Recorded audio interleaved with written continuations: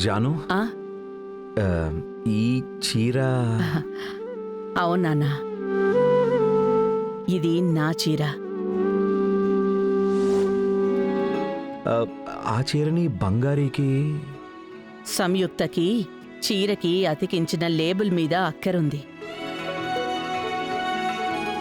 కానీ బంగారి అలా కాదు. బంగారి, జాన్సమ్మా, చిన్న వయసులో నన్ను నేను చూసుకున్నట్టే ఉంది. ఈ చీర నువ్వే ఉంచేసుకో. ఎందుకమ్మా? ఈ చీర నీకే తల్లి. ఇది నా పాత చీర. ఇదిగో రామచంద్రయ్య గారిదే. కొత్తగా దీన్ని మార్చిచ్చారు.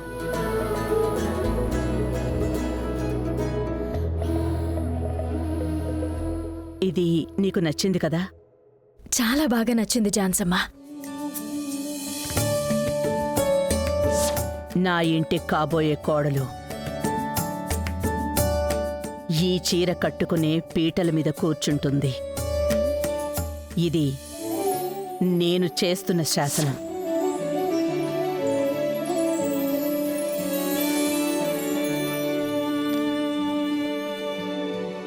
అమ్మా, మీరు ఏ ఉద్దేశంతో చెప్పారన్నది నాకిప్పుడు అర్థమైంది.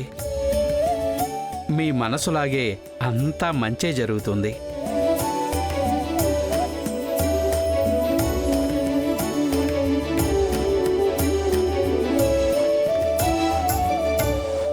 పెళ్లి చీర అనేది చాలా సెంటిమెంట్తో ముడిపడి ఉంటుంది. ఒక అమ్మాయికి తన జీవితంలో నచ్చిన చీరంటే అది పెళ్లి రోజు కట్టిన చీరే అయి ఉంటుంది.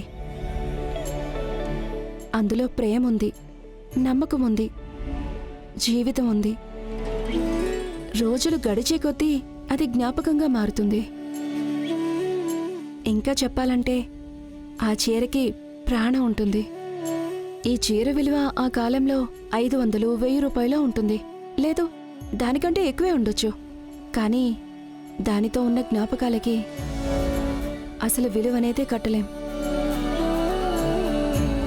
ఝాన్సీ అమ్మ పెళ్లి చీరకు ఉన్న విలువ బంగారికి మాత్రమే అర్థమైంది.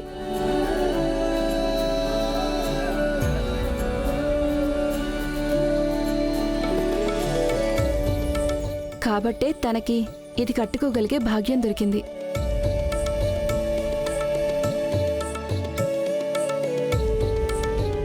బంగారి, దేవతలా ఉన్నావు. ఈ చీరలో ఉన్న అందం, సంతోషం నీ జీవితంలో ఎప్పటికీ ఉండాలి. ఎప్పుడూ ఇలాగే నవ్వుతూ ఉండాలి. థ్యాంక్ యూ వీరా. పెద్ద బూమర్ లాగుంది కదా ఇది. తను కరెక్ట్గానే మాట్లాడుతుంది. నీకే దాని విలువ తెలియక బూమర్ అనుకుంటున్నావు. ఏంటి?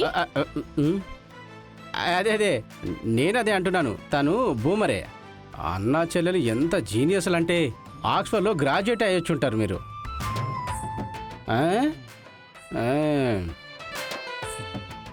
అమ్మా, అందరికీ తీసుకున్నట్టేగా? అందరికీ తీసేసుకున్నాం. అయితే మరి మేము వెళ్ళరామా అమ్మా? బిల్ ఇంటికి వెళ్ళి పంపిస్తానమ్మా. వస్తామమ్మా.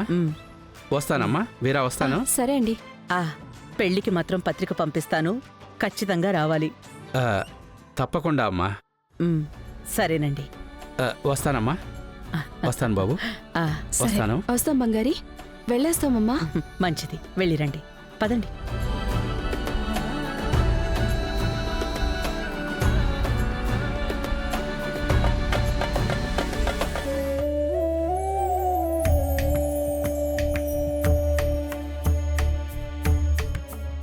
బావా, ఇక్కడ ఉన్నారా లేక గాల్లో తేలుతున్నారా అని చూస్తున్నా. ఏంటి?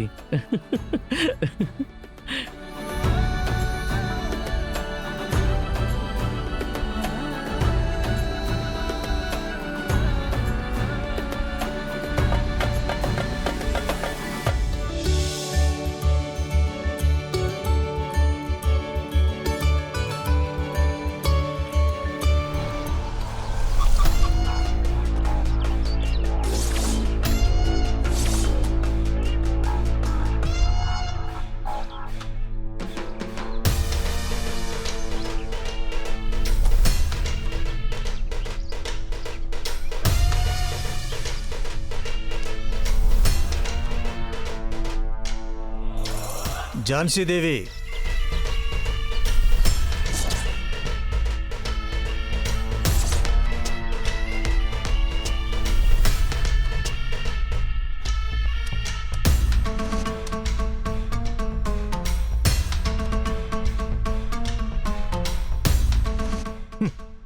ఇంకా పేపర్ చూసి నోట్ చేసుకునే అలవాటు పోలేదు కదా?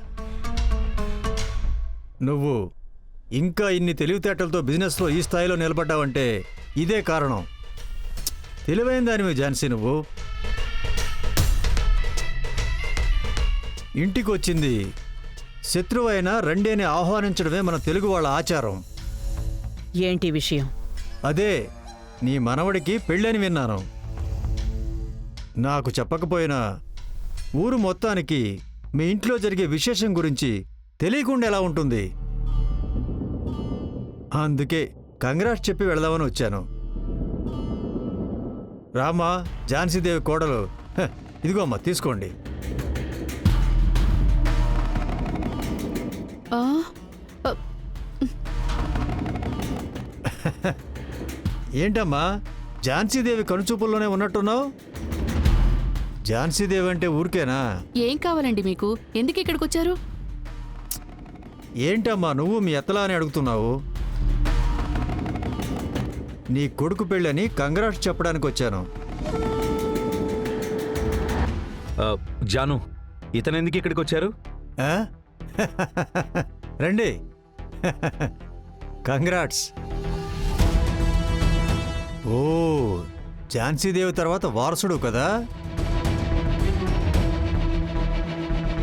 ఝాన్సీ, మర్చిపోకుండా నన్ను కూడా పెళ్లికి పిలువు. నువ్వు శుభలేఖ ఇవ్వకపోయినా నేను వస్తాను. ఎంతైనా నువ్వు నన్ను పిలిస్తేనే బాగుంటుంది. మరి నేను బయలుదేరనా? మండపంలో కలుద్దాం.